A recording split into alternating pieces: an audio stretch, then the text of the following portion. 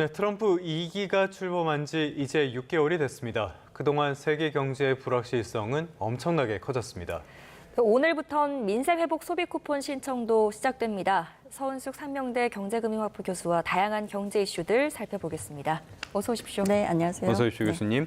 제가 문을 열면서 6개월 됐다, 트럼프 2기가 믿어지십니까? 체감상으로 한 6년쯤 된 것 같은데 네. 6개월밖에 안 됐습니다. 그렇습니다. 네. 굉장히 자화자찬의 글을 남겼는데요. 네. 일단은 대규모 감세법부터 한번 살펴봐야 될 것 같아요. 네. 대규모 감세법, 소위 말하는 OBBBA, 이게 이제 시행이 됐는데 네. 감세법 어떤 내용들이 담겼습니까? 이게 이제 정확하게는 트럼프 행정부가 추진하는 해외 사업 활성화 및 국경 조정법이라고 불러요. 네. 금방 말씀하신 것처럼 트럼프가 하는 멘트가 굉장히 저희들을 굉장히 열받게 하는 멘트들이 굉장히 많잖아요. 근데 이제 이 OBBBA도 보면은 One Big Beautiful Bill Act예요. 하나의 크고 아름다운 법안이라는 이름을 붙여서 지금 만든 이제 감세 법안인데요. 예. 그러니까 여기에 보면은 이제 트럼프 행정, 그러니까 2025년 7월 4일에 트럼프 대통령이 서명한 이제 그 종합 법안이에요. 예. 일반적으로 보면은 그래서 뭐 핵심적으로 보면 경제, 사회, 그다음에 조세, 그 국경 정책 뭐 전부 다를 포함하는 종합 법안이다라고 이제 부르는 법안이고요. 부자 감세를 좀 확대하는 그러한 그 정책이 포함되어 있고요. 조세 감면 정책이 포함이 되어 있고요. 그래서 뭐 사업체 친화적인 세제 정책 확대를 통해 가지고 뭐 국내에서 좀 이렇게 인기를 몰이하려는 그러한 예. 좀 정책으로 보여지고요. 그다음에 국경 이민을 그 규제를 강화하는 법안이 좀 이렇게 내용이 들어가 있습니다.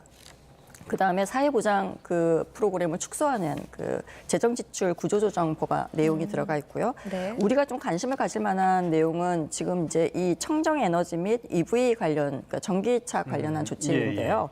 전기차 세액 공제를 조기 종료하기로 했습니다. 이제 이게 원래는 2032년에 이제까지 연장되도록 되어 있는 정책을 좀 조기 종료하기로 한 거. 그다음에 뭐 청정 에너지의 세제 혜택을 단기적으로 종료하겠다라는 내용이 포함되어 있고, 특히 이제 화석 연료라고 하는 뭐 천연가스, 석유, 석탄 이런 부분에 대한 생산 인센티브를 강화하겠다라는 법안이 들어가 있고요. 뭐 교육, 사회 이러한 내용까지 전부 다 포함이 되어 있는 법안이다라고 보시면 될 것 같습니다. 네. 네. 말씀하신 내용 중에 전기차 세액 공제가 조기 종료되는 내용이 포함되어 있다 이렇게 말씀하셨는데 네. 이 부분을 들으니까 현대차 이야기가 생각이 나거든요. 네. 한 보고서 내용에 따르면 현대차에 굉장한 타격이 있을 것이다. 이런 네, 내용이 맞습니다. 밝혀졌고요. 2032년까지 조금 전에 얘기한 것처럼 2032년까지 이제 예정되어 있던 전기차 세액 공제 그 지원금이죠. 우리가 흔히 말하는 7,500달러 정도의 세액 공제를 유지하려던 것을 이제 올해 9월 말로 조기 종료하기로 했거든요. 그러니까 네. 차를 살 때 약 100만 원 정도의 혜택이 없어지는 거죠. 그러다 보니까 한경련 한국경제인 협회 발표에 따르면은 미국 내의 현대차 판매량이 연간 최대 45,828대가 줄어서 매출이 19.6억 달러, 우리나라 돈으로 환산하면 약 2조 7천억 원 예. 정도가 감소할 수 있다라고 추산을 했어요. 이게 이제 중요한 거는 뭐냐면은 현대차 그룹이 조지아주에 전기차 전용 그렇죠. 공장을 지금 짓고 현지 생산을 통해서 세액 공제 혜택을 좀 받으려고 정조준하는 그러한 투자 전략을 지금 하고 있단 말이에요. 근데 이제 이 법안이 통과되면은 막 현지 생산 체계를 갖추고 판매를 늘려가려고 하는 시점에서 굉장히 타격을 받게 되는 그러한 상황이 이제 발생을 했죠. 그래서 뭐 지금 우리 흔히 말하는 것처럼 관세 정책뿐만이 아니고 이러한 국내의 투자를 좀 늘려서 그러니까 협상상에서 좀 반대급부로 뭔가를 주려고 했지만 이것 때문에 오히려 투자하는 거에 대한 손실이 굉장히 크게 나타날 수도 있는 그러한 상황이 발생을 했습니다. 네. 트럼프의 각종 정책이 우리와 우리 기업들에게 굉장히 불확실성을 주고 있어서 걱정이 되는데요. 말씀하신 것처럼 관세 정책, 이것도 엄청난 불확실성이에요. 그런데 우리도 지금 협상을 계속 진행한다고 얘기를 하는데 뭐 우리도 그렇지만 전 세계적으로도 별로 이렇게 진행되는 상황이 없는 것 같습니다. 지금 상황 어떻게 보십니까? 지금 이제 우리나라 같은 경우에는 이제 10일 정도 남았잖아요. 이제 8월 초부터 이제 그 관세 정책이 적용이 되다 보니까 그래서 경제통상 투톱이 이제 나서서 협상을 진행을 하고 있는 상황인데요. 굉장히 쉽지 않은 상황입니다. 그래서 첫째 이제 그 협상의 판 자체가 우리한테 굉장히 불리하게 짜여져 있어요. 그래서 예를 들면 트럼프 행정부가 자동차 관세 문제뿐만이 아니고 우리 아시는 것처럼 얘만 따로 떼어내서 협상을 하는 게 아니고 예. 뭐 미국산 쇠고기 수입 정책이라던가 아니면 플랫폼 그 규제 완화라던가 심지어 방위비 분담금 예. 부과까지 문제까지 민감한 현안들을 그 한 테이블에 다 올려놓고 지금 협상을 하면서 뭐 일괄 타결하겠다라고 하는 부분을 보이고 있단 말이에요. 이제 이러다 보니까 우리한테는 여러 분야에서 동시에 압력을 가하는. 예. 네, 그래서 우리는 이제 굉장히 방어하는 입장이다 보니까 이렇게 대책이 별로 쉽지 않은. 그러니까 우리가 내밀 반대국부가 많지가 않아요. 사실 네. 이런 상황에서. 그래서 우리가 무엇을 줄 수 있을까요?라고 생각을 해보면은 사실 어떻게 보면 농축산물 시장 개방이라던가 플랫폼 그 규제 완화는 국내 산업에 굉장히 피해가 크고 그 다음에 반발이 굉장히 크게 나타날 수 있습니다. 네. 그러다 보니까 최소한의 피해를 목표로 한 굉장히 어려운 줄다리기를 하고 있는 상황이다라고 볼 수가 있죠. 그래서 우리가 지금 이제 갖고 있는 부분은 반도체, 배터리, 그러니까 미래 그 전략 산업들 이 네. 부분에 대해서 대미 투자 확대를 좀 약속하고 그다음에 이제 이걸 토대로 해서 좀 주고받기의 결과를 좀 갖고 오겠다라고 하고 있는데 굉장히 쉽지 않은 상황이죠. 우리가 아까 얘기한 것처럼 니네 국내에 미국에 투자를 하겠다라고 할 때 우리가 일반적으로 투자는 좀 불확실성이 최소화되고 그래서 선진국에 투자를 한다는 것은 굉장히 좀 안전한 투자라고 우리가 보통 기대를 한단 그렇죠, 말이에요. 그렇죠. 근데 지금 상황들이 굉장히 우리가 예측하지 못했던 여러 가지 상황들이 발생을 하고 있고 투자한 기업들도 지금 어떻게 보면 굉장히 손실을 보일 가능성이 굉장히 높아지고 있는 불확실성이 굉장히 큰 네. 상황이다 보니까 어렵다라고 지금 보여집니다. 네. 어찌됐건 우리 정부는 어려운 상황 속에서도 최선을 다해서 막판 조율하겠다라는 입장이니까 한번 지켜보도록 하겠습니다. 네. 자, 다음 이슈로 넘어가 볼게요. 오늘부터 소비 쿠폰 신청이 시작되는데 네. 한꺼번에 신청자가 많이 몰릴 것으로 예상이 되는 네. 만큼 요일제로 진행이 된다고요? 네, 출생연도 끝자리를 기준으로 해서 오늘이 이제 16으로 끝나는 그 국민들이 이제 먼저 소비 쿠폰 신청을 시작하는 걸로 이제 알고 있고요. 그러니까 이번 주 금요일까지는 이제 우리 그 출생연도 끝자리를 기준으로 해서 하고요. 그 다음부터는 누구든지 다 언제든지 신청할 수 있는 걸로 되어 있습니다. 네. 그래서 보면은 그 신청 방법을 보면은 뭐 신용카드, 그 체크카드, 선불카드, 그다음에 지역사랑 상품권 중에 선택 가능하고요. 뭐 온라인 앱이나 아니면 카드사 홈페이지 이게 온라인을 통해서 할 수도 있고요. 뭐 토스, 카카오, 네이버페이 등 간편 결제 시스템 있잖아요. 네. 거기를 통해서도 우리가 신청을 할 수가 있고요. 뭐 카드 제휴은행이나 영업장 방문해서 오프라인으로 신청도 가능합니다. 특히 이제 그 선불카드나 지역사랑 상품권은 모바일 주류 카드형으로도 신청 가능하고요. 그다음에 지자체 상품권 앱에서도 신청이 가능하고 좀 거동이 불편한 장애인이나 고령자인 경우에는 7월 28일부터 전화로 뭐 주민센터에 요청을 하면은 공무원이 직접 방문해서 신청을 받고 지급을 하는 것도 지금 실행할 계획입니다. 어쩐지 주말 사이에도 여기저기에서 문자가 많이 오더라고요. 네네. 이런 배경이 있는 것 같은데. 근데 조심해야 되는 거는 이게 이제 그 URL이라고 예, 해서 예. 홈페이지에 그 링크를 해서 하는 스미싱이 굉장히 유행할 수 있으니까 공식적으로 메시지를 통해 가지고 개인들한테 보내지는 않기로 했거든요. 그래서 그런 메시지가 올 때 그냥 클릭을 누르지 않으시도록 굉장히 유의해서 조심해서 신청을 하셔야 될 것 같습니다. 항상 이런 상황 때마다 사기가 기승을 부리니까 교수님 말씀대로 주의를 하셔야겠습니다. 자, 이 민생지원금, 민생회복 소비 쿠폰을 두고는 시선이 딱 두 개로 갈리는 것 같아요. 네. 자영업자나 내수 경기가 워낙 어렵기 때문에 네. 이거라도 빨리 해야 된다라는 네. 시선이 하나 있고요.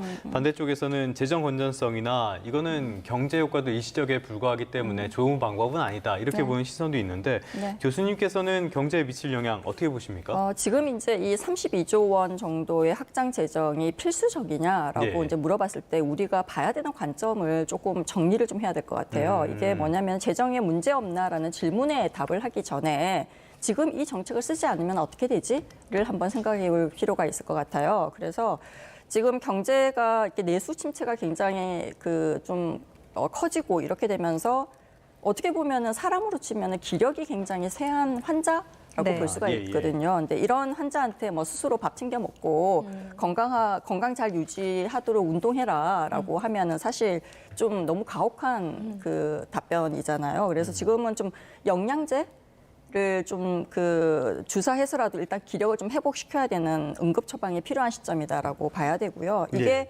어떻게 보면은 좀 우리가 좀 봐야 될 게 그 막대한 재원을 들어가는 것이 재정 그 건전성 때문에 굉장히 부담스러운 것은 사실이긴 합니다. 근데 그렇지만 방치했을 때 들어가는 비용을 한번 생각을 해봐야 될 필요가 네. 있을 것 같아요. 그래서 이 돈을 지금 아끼려고 하면은 경기 침체는 더 장기화되고 자영업자들이 만약에 연쇄 도산을 했다라고 하면은 실업 급여 등 복지 지출이 굉장히 많이 늘어날 거란 말이에요. 네. 눈덩이처럼 늘어날 가능성이 굉장히 큽니다. 네. 그래서 세수는 오히려 급감을 할 것이고요. 그래서 오히려 재정 상황이 훨씬 더 악화될 가능성도 우리가 배제할 수 없거든요. 그래서 지금의 32조 원을 미래에 발생할 수 있는 수백조 원의 좀 손실을 막기 위한 보험료 정도로 생각하는 것이 오히려 낫다라고 볼 수가 있고요. 예, 예. 이게 어떻게 보면은 그러니까 미래를 위한 투자다. 그래서 이거를 통해 가지고 경제가 성장하게 되면은 이제 세수로 다시 그 보완하는 데는 특별히 어려움이 없다라고 이제 봐야 될 필요가 있는데요. 근데 여전히 우리가 이제 이러한 그 우려들을 하는 이유 중에 하나가 이게 이제 정부가 좀 이런 부분에 대해서 지켜야 될 원칙들이 좀 있는 것 같아요. 그래서 첫 번째가 뭐냐면은 이게 이제 일시적인 거다. 아, 예, 그래서 예. 일시적인 그 한시적인 처방임을 좀 명확히 해야 될 필요가 있습니다. 그래서 비상응급 처방이라는 것을 좀 명확하게 하고 만약에 이 경제가 좀 정상 궤도로 돌아섰을 때는 좀 다시 재정 건전성을 강화하기 위한 롤백 플랜이라던가 아니면은 재정 건전성 준칙이라던가 이런 것들을 국민들한테 제시를 해서요. 재정 운영에 대한 신뢰를 잃지 않을 필요가 좀 있다라고 생각이 들고요. 그다음에 두 번째 국민의 혈세잖아요. 그래서 이게 한 푼이라도 낭비되어서는 안 된다라는 그 관점에서 그러니까 시스템을 점검하면서 이게 이제 정말 말 그대로 영세업자들에게 네. 좀 흘러 들어가는지를 반드시 점검을 해야 될 필요가 있고요. 그다음에 정책을 집행한 후에는 정책 집행의 성과 평가 이거를 좀 통해 가지고 얼마를 썼는지가 아니고 이 돈을 써서 어떤 효과가 어느 정도의 효과가 나타났는지를 국민들한테 투명하게 좀 보고하는 네. 그러한 좀 원칙들을 좀 지켜줬으면 좋겠다. 이게 되면은 좀 이 효과가 성과도 나타나고 그다음에 국민들한테도 좀 안심을 주는 그러한 정책이 아닐까라는 생각을 합니다. 네. 자, 그다음에 이제 물가 부분은 우리가 꼭 한번 얘기를 해야 되는데요. 네. 이제 이게 항상 이런 그 돈을 쓰는 어떤 그 재정 정책들이 나오면 물가에 영향을 준다라고 뭐 돈이 이제 풀리니까. 돈이 풀리니까. 근데 이제 우리가 흔히 말하는 경제학에서 물가라고 하는 것은 공급은 지금 충분히 있고요. 네. 그다음에 이 상태에서 수요가 막 늘어날 때 물가가 올라가는 거거든요. 예, 예. 근데 예를 들어서 뭐 우리가 피자를 판매하는 업체라고 가게라고 한번 생각을 해보세요. 네. 하루에 만들어낼 수 있는 피자가 100판인데 지금 30판밖에 못 만들고 있단 말이에요. 그래서 오븐도 놀고 있고 그다음에 아르바이트생도 지금 놀고 있어요. 예, 예. 근데 이런 상태에서 이 100판까지 만들 수 있도록 소비 쿠폰을 지금 지급을 해서 니네 피자를 사 먹을 수 있는 소비 쿠폰을 줬단 말이에요. 그때 가게 주인들이 과연 가격을 올릴까요?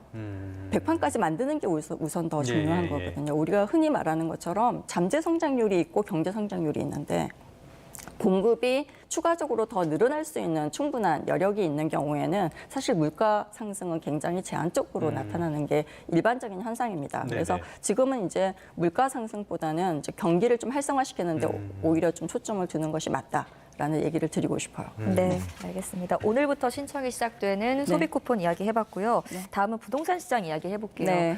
저는 이 헤드라인 보고 굉장히 놀랐는데 네. 10평대 그 아파트가 처음으로 40억 원을 돌파했다는 기사를 봤습니다. 네. 배경이 뭔가요? 이게 이제 흔히 말하는 풍선 효과라고 일반적으로 지금 이제 전문가들이 얘기를 예. 하고 있는 부분인데요. 그러니까 이제 중대형의 이제 그 대출 규제가 굉장히 강하다 보니까 소형으로 이제 투기가 넘어가면서 이쪽의 가격이 올라가는 그러한 현상, 그러니까 흔히 예, 말하는 예. 풍선 효과다라고 이제 얘기를 하는데.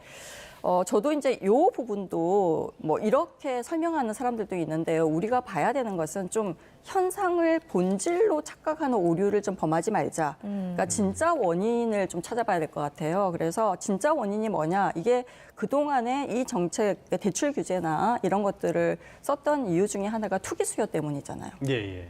그러니까 살 집을 사야 되는데 자꾸 이제 투자해서 돈을 버는 집을 살려고 했던 거를 좀 막자. 왜냐면은 대출을 통해 가지고 이거를 하다 보면은 굉장히 어떻게 보면은 이제 나중에 가계부채의 빚 때문에 뭐 금융 시스템도 굉장히 안정적으로 돌아가지 않고 우리가 네. 생산적인 금융 부분에도 굉장히 한계가 있기 때문에 이 정책을 쓰는 거잖아요. 그래서 대출 규제의 본질 자체를 좀 봐야 될 필요가 있다. 그래서 네. 이 부분에 대한 거를 막았기 때문에 나타나는 기본적인 현상이라고 봐야 됩니다. 예, 예. 그래서 단순히 이제 이거를 풍선 효과로만 우리가 보지 말고 이제 숨어있던 구조적인 수요. 어떻게 보면 1인 가구가 굉장히 늘어나면서 그렇죠. 이제 예, 예. 예전에는 보지 않았던 소형에 대한 수요가 늘어나고 있는 상황이고 그 와중에 특정 지역의 아파트 가격이 저 정도로 올라간 것을 전체적인 아파트 가격, 소형 아파트 가격이 다 올라갔다라고 보는 것은 좀 무리가 있다라고 네네. 얘기를 하고 싶어요. 네. 워낙 강한 헤드라인이 나오다 보니까 네, 그렇게 그렇죠. 생각할 수도 네네. 있을 것 같은데요. 어쨌건 부동산 시장이 지금 계속적으로 불안정한 모습을 보이는 거는 사실이니까 어떤 네. 대책들이 더 나올지 네. 또 이것도 지켜봐야겠습니다. 오늘은 서운숙 상명대학교 경제금융학부 교수와 함께했습니다. 오늘 말씀 잘 들었습니다. 네, 감사합니다.